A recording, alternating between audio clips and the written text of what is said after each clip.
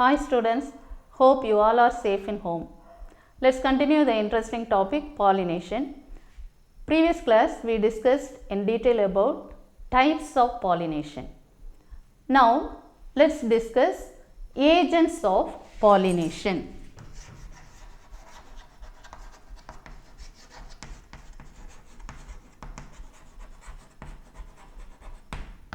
Agents of pollination.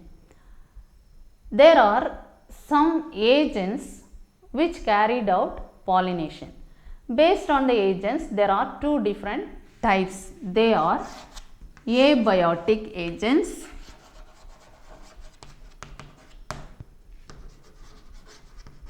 and biotic agents. Abiotic agents and biotic agents. It's also not a new topic to you. You all studied in the lower classes what's meant by abiotic and biotic. Abiotic and biotic agents are helps in pollination. Here what are the abiotic agents? They are classified into anemophily and hydrophily. Anemophily and hydrophily are abiotic agents. Biotic agents are known as zoophily. Zoophily is the biotic agents. Anemophily is the type of pollination which is carried out by wind. Hydrophily is carried out by water. And zoophily carried out by animals including insects. So, animals and insects, zoophily animals, and insect pollinated flowers are called as entomophily. Entomophily. This is insect. So, agents of pollination. Today the question is agents of pollination. Based on the agents, there are two different types of pollinating agents. They are classified into abiotic agents and biotic agents. You know the meaning abiotic. Abiotic is non-living. So, here the wind and water which are abiotic. They are help in pollination. And biotic agents are zoophily, that is carried out by animals including insects. Insect pollinated plants are called as entomophilous. So, the type of pollination is entomophily. Let us see one by one. Anemophily. Anemophilous flower. These all flowers or the plants, especially in the flower, when it carried out pollination, the flowers are arranged in such a way to adapt to these agents. These all agents helps the flower to pollinating process. Anemophilous flower, there are certain characteristic features shows in each and every flowers. Anemophilous flowers, there are some characteristic features. Hydrophilous flower, it shows some characters, and zoophilous flower as well as the entomophilous flowers which shows different characteristic features. What are the characteristic features found in anemophilous flower and anemophilous plants? This anemophilous, so what's the definition anemophily? Wind pollinating flowers are called as anemophilous. The phenomenon is called as anemophily. The process of wind pollination is called anemophily and the flowers are said to be anemophilous. Anemophilous. Likewise, water. When water as an agent of pollination, the phenomenon is hydrophily and the flower is said to be hydrophilous flower. So, here anemophilous flowers or anemophilous, actually it is these plants, these anemophilous plants are situated in wind exposed regions. The anemophilous plants, that means the wind pollinating plants, are situated in the wind exposed regions. And this process is a chance event. When the wind blows, this flowers by wind, through the wind, the pollen grains are carried out and effective pollination taking place. So, it is a chance event. So, at the time of wind blows, there is a chance of wasting of pollen grains, because when the wind blows, so many pollen grains are wasted when the pollen grains are transmitted from one flower to another. So, it is a chance event, and the plants are situated in wind exposed regions. Wind exposing regions, these plants are available, anemophilous plants. What are the characteristic features observed in this type of plants as well as this type of flowers? So, what are the examples? First, you know the examples of wind pollinating plants. The wind pollinating flowers are grasses, grass, bamboo, palm, coconut and sugarcane, maize, zea mays. These all are examples of wind pollinating plants. Grasses are well known example of wind pollinating flowers. So, grass flower, you all observe the grass flowers. These flowers, what are the characteristic features these flowers shows? These flowers are not well developed and it is inconspicuous. It is not brightly colored, it is not producing any scent or odor. So, it is inconspicuous flower. So, let us see what are the characteristic features these plants shows or these flowers possess. These flowers are producing inconspicuous, that means there is no specific nature of this flower. They are very small, they are colorless, they are odorless and so on. So, this type of inflorescence is catkin inflorescence. It shows catkin inflorescence or spike inflorescence, and the flowers are pentulous. Pentulous flowers. The grass flowers are pentulous. It droops downward, it droops or it bent downward, and it possesses catkin inflorescence. Catkin inflorescence which do not possess perianth, either the perianth is absent or it is reduced perianth. So, no petals in these flowers, catkin inflorescence. And the spike or spike inflorescence, in the spike inflorescence there are indeterminate axis, that means elongated axis, inflorescence axis, which shows sessile flowers. So, in spike inflorescence, the inflorescence axis is elongated, indeterminate inflorescence, and sessile flowers are attached, shows that spike inflorescence, and they are not colored like this. It is not colored, it do not produce any scent or there is no odor, there is no smell or there is no nectar secretion. So, it is carried out by wind. So, it is not producing scent to attract the insects or anything, that is why it is inconspicuous, the flowers are. And the axis of the flower, this is one of the examples, zea mays.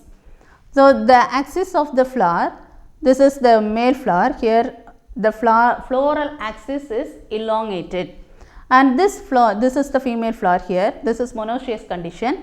In this, the flowers are produced in the long axis and it is exposed out of the leaves. Sometimes when the new leaf develops, before that the flowers are developed. The flower develops before the leaf develops to expose its stigmatic surface above the leaf. Such a way the flowers are adapted. So, it do not produces most of the flowers, they do not produce the perianth, or the perianth is either it is absent or it is reduced. and the flowers possess numerous anthers. Anthers are many. So, in the pollen grains are more in numbers. Enormous number of pollen grains are produced, because when the wind is carrying out this pollen, many pollens are wasted. So, certainly few pollens which is fall on by chance, it is getting chance to fall on the surface of stigma.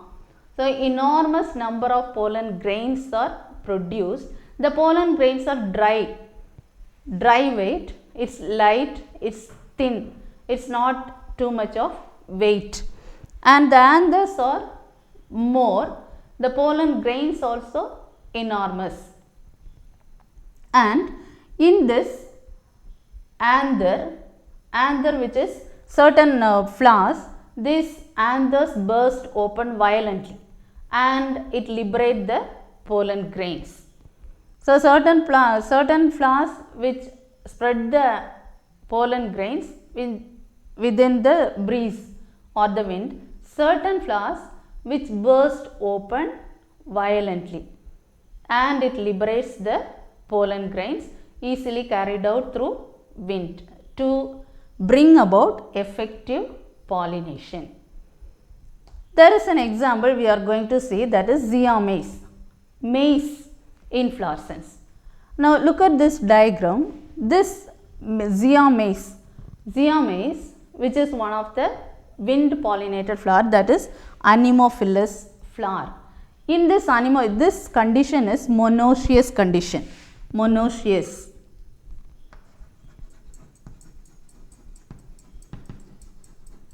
What is meant by monoecious condition? The male and the female flowers are present in the same plant. Unisexual flowers. This is male flower. The male flower is known as tassel. The name of the male flower of maize is tassel, and the female flower, this is the female flower. The name of the female flower is cob. So, tassel and cob, this is the male flower, this is the female flower. It is seen in the same plant. So, this condition is known as monoecious. Monoecious is a unisexuality, it is the condition of unisexual flowers producing within the same plant. Same plant, two different flowers, male and female separately. And the nature of this tassel, the male flower is usually produced in the terminal region. This region, terminal region, the tassel is produced, and the cob is produced below this male inflorescence. Male inflorescence produced at the terminal region, top of the plant, and the female flower produced at the base below this male flower. Now, in this, here this Zea mays flower which is not carried out by light breeze. So, when a heavy wind shakes, if the wind shakes the flower, when the wind shakes this male inflorescence, that is the tassel is shaken by wind, the pollen grains are dusted on the stigmatic surface of this region. So, this is the region which is known as silk. Usually, another characteristic feature of the wind pollinating flower, that is anemophilous flower, is the stigmatic surface is very long and feathery. Sometimes it is branched or it is wing shaped. So, here it is very long and either branched or feathery or very long stigmatic surface. So, here also it is very long stigmatic region. So, when the wind shakes the tassel, the pollen grains are dusted on the stigmatic surface. So, the stigmatic regions are adapted in such a way to catch the pollen grains easily. So, this is the adaptation observed in Zea mays. So, Zea mays is one of the example which shows anemophilous plant and anemophilous adaptation. Anemophilous. Then another example is known as hydrophily. What is meant by hydrophily? Pollination takes place by water is called as hydrophily. pollination takes place by water is called hydrophily. You know, there are many examples of hydrophily. One of the example is Vallisneria spiralis, hydrilla, or few examples of hydrophilous flower. Though there are number of hydrophilous flower, all the hydrophilous flowers are not pollinating by water. For example, water lily and Eichhornia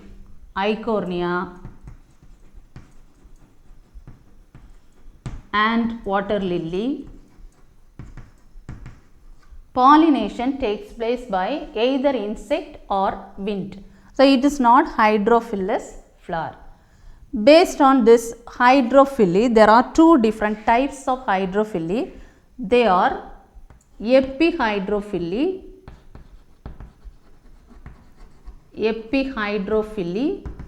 and hypohydrophily.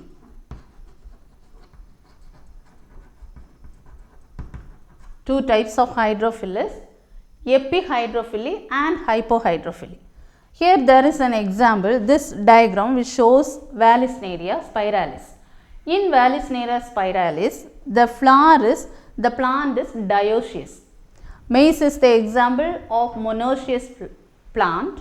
This is dioecious. What is dioecious? The male and female flowers develop in two different plants. That condition is called as dioecious. So, two definitions are there, monoecious and dioecious. What is monoecious? Male and female flower present or produced within the same plant is called as monoecious. When the male flower, here in this Vallisneria, this is the female flower produced in separate plant and this is the male flower produced in another plant. So, if the male as well as female flowers develop in two different plants, the condition is dioecious. This is monoecious, this is dioecious. Look at this diagram. This Vallisneria, this is the example of hydrophily. Hydrophily, it comes under epihydrophily. What's the difference between epi and hypohydrophily? Epihydrophily, the pollination taking place on the surface of water. Here the pollination taking place on the surface of water. And hypohydrophily, pollination takes place below, under water, below the surface of water. This is on the surface of water. So, one of the very good example is Vallisneria spiralis. In Vallisneria, this is the plant Vallisneria, which produces a ribbon shaped leaf, and it is a submerged rooted plant. Vallisneria is a dioecious. The characteristic feature of Vallisneria is dioecious, submerged and rooted plant. Dioecious plant, what's dioecious condition? The male and female flowers developed in separate plants, dioecious. Submerged, the plant is, the nature of the plant is it immersed in water. It's not floating on the surface, which is present under the below the surface of water. So, submerged and rooted plants. Submerged rooted plant, dioecious plant is Vallisneria. At the time of pollination, this flower, female flower develops in this plant. The female flower which rise at the level of water at the time of pollination. Actually, this flower is developed in the coiled structure. So, this coiled stretch, and at the time of pollination, it stretch out and rise on the surface of water. It stretch on the rise on the surface of water, and there is a depression shows in this. There is a cup shaped depression developed in this region. Now, the male flower develops in another plant. This male flower detached, these are the male flowers. These flowers detached from this parent, from this plant, from this inflorescence, the male flowers are detached and float on the surface of water. So, these are the male flowers and this is the female flower. Now, this male flower, when it is come and contact with this female flower, this depression, here already there is a depression which gets pollinated effectively. So, get attached with this male flower to the stigmatic surface of the female flower. As soon as the pollination occurs, this coiled structure which coils around and again it comes under the water and it develops the fruit. So, this is the condition observed in Vallisneria. The type of pollination is known as epihydrophily. The nature of this is epihydrophily. One of the example of epihydrophily is Vallisneria spiralis. Another example is called as hypohydrophily.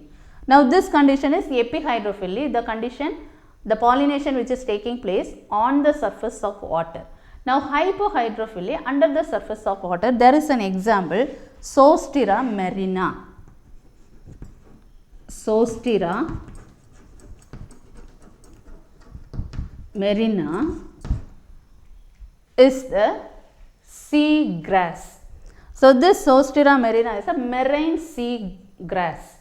So, this plant produces pollen grains. The pollen grains or shape of the pollen grain is needle shape. Needle shape pollen grain which produced under the water, and these pollen grains have the gravity which is similar to that sea water. So, this pollen grains, when it is released from this male flower, these are float in any depth of the sea water. At any depth the male flowers are floats. And when the female flowers are come and contact, effective pollination taking place. At any depth the pollination taking place under water. So, this condition is hypohydrophily. The example is Zostera marina. Zostera marina is the example of hypohydrophily. Vallisneria spiralis is the example of epihydrophily. Then, what is meant by zoophily? Zoophily is the condition pollination taking place by animals. So, animal pollinating plants are called as zoophilous. Zoophily. Animals including, there are number of animals like bats, ants, snails, then insects. These all are comes under zoophily. The insect pollinated plants or insect pollinated flowers are called as entomophilous flower. Entomophily. Insect pollinating, if pollination taking place by insect is called as entomophily, and the flowers are known as entomophilous flower. Then these flowers, anemophilous flowers are brightly colored to attract the animals, and also it provides shelter, food to these agents. So, let us see this biotic agents, zoophily, in the next class. So, once we recall what you learned today, the agents of pollination. The agents are important for the process pollination. Number of agents are used for or helped in pollinating process. They are classified into two different types. They are abiotic agents and biotic agents. As you all know, abiotic agents, they are non-living agents like wind and water. And biotic agents, they are animals. So, let us see abiotic agents and few examples. Anemophily, the definition is wind pollinating flowers are called as anemophilous. The flowers are anemophilous and the phenomenon is called anemophily. Likewise, water pollination taking place by water is called as hydrophily, and the flowers are said to be hydrophilous. So, hydrophilous, there are two different types, epihydrophily and hypohydrophily. Epihydrophily example Vallisneria spiralis and hypohydrophily example Zostera marina. And before that, anemophilous flower. Anemophilous flower, example, Zea mays. So, draw these two diagrams very neat in the note and learn this abiotic agents. Hope you understand very clear this topic. Thank you.